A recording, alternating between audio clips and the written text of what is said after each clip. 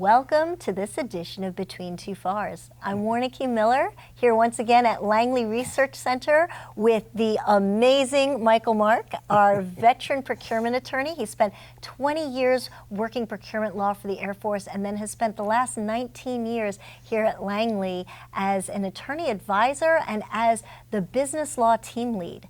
Today we're going to talk a little bit about the framework for research activities and the types of work that you may be putting on your procurement vehicle. What are the different types of research activities? Well, there are different technology readiness levels that research attacks. There are 9 levels. We're not going to go through all of them, but basically levels 1 through 3 are more basic research. Then levels 4, 5, and 6 are kind of applied, moving into developmental activities. And 7, 8, and 9 is development leading to commercialization where it's ready to be fielded. So you have basic research, and the FAR, by the way, defines basic research, applied research, and development.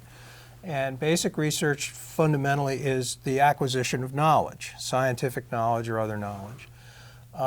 Applied research is taking that knowledge and devoting it to some kind of specific activity to begin to develop things.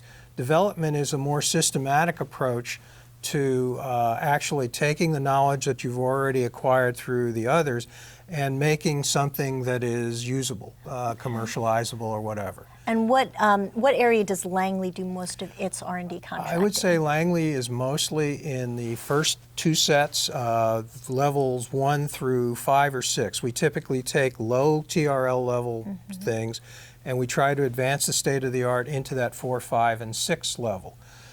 When you get to the levels 7, 8, and 9, we do some of that, but that's mostly done by more operational organizations. So possibly Johnson or Kennedy may take that and develop it into something that they can actually use, or a contractor will do that. So dealing with applied research, again, or rather with basic research, again, is we're not real sure where we're going with this.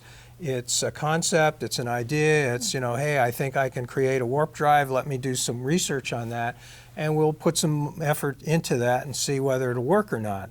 If it doesn't, okay, we've learned something. If it does, then we can begin to say, okay, we want to develop that into a more usable application.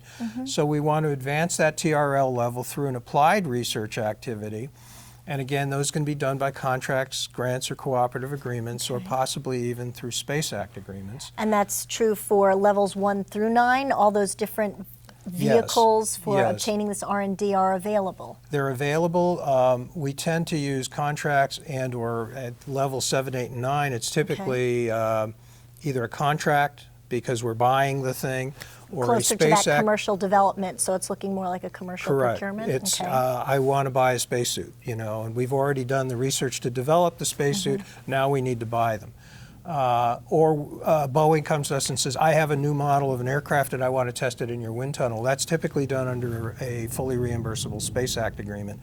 If we don't particularly care to have the data, then it's fully reimbursable. If we want to keep the data, we'll say, hey, if you let us keep the data, we'll throw some money into the hopper to underwrite some of that cost. So depending on where you are on the spectrum depends on the instruments that you're most likely to use and the way those instruments look.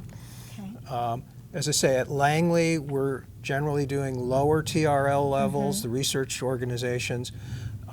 When I was in the Air Force, there was an organization, the Air Force Office of Scientific Research, and they generally worked at TRL levels like 1 or 2. Oh, the very beginning of the process. So what was their timeline for expected development when they're working at that lower level? Their timeline was 30 years.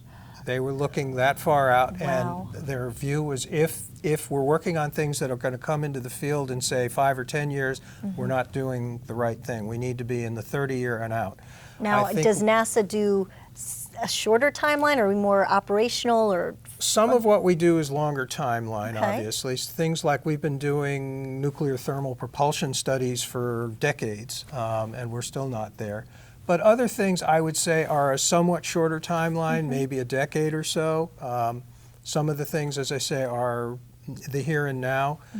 Things that we were doing a decade or 2 ago, for instance, for entry, descent, and landing, where we had no instrumentation, Now we do have instrumentation. We worked to develop that, and it worked very well, and we keep iterating and refining that. So that's at a much higher TRL level than it might have been way back when.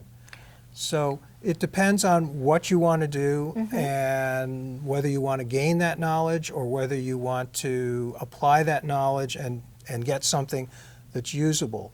In basic research, the product is usually just paper. Okay. In applied research, it might be a prototype or a breadboard. And obviously, in the higher TRL levels, you're buying a widget or a thing. A more tangible result from Correct. those procurements. Excellent. Well, why don't we come back next time and talk a little bit about the difference between R&D and IR&D? Could you come back and talk with us about that? Sure. Terrific. Join us again next time for Between Two FARS.